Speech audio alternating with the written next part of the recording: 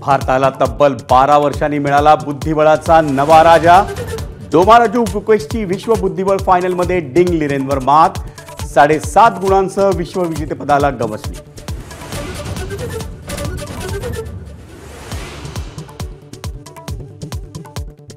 उपमुख्यमंत्री Eknath शिंदेंचंही mission BMC.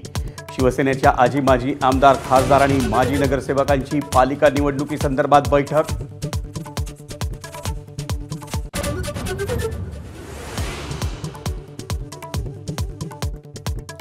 एक देश एक निवडणूक विधेयकाला केंद्रीय मंत्रिमंडळाची मंजुरी। पुढील आठवड्यात विधेयक संसदेत सादर होण्याची शक्यता।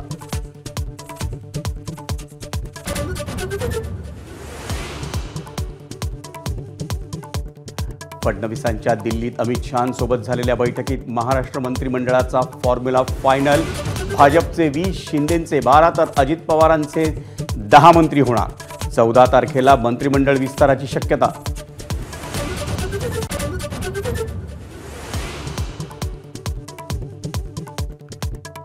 राज्य मंत्रिमंडळाच्या विस्तारात भाजपचाच वर्चस्व राहणार।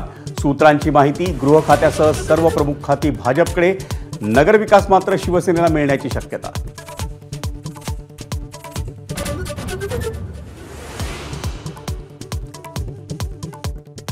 विधानसभेच्या विरोधी पक्षनेतेपदासाठी अजूनही प्रस्ताव आला नसल्याची विधानसभा अध्यक्ष नार्वेकरांची माहिती। सभागृहात विरोधकांचा आवाज न दाबण्याची ही ग्वाही।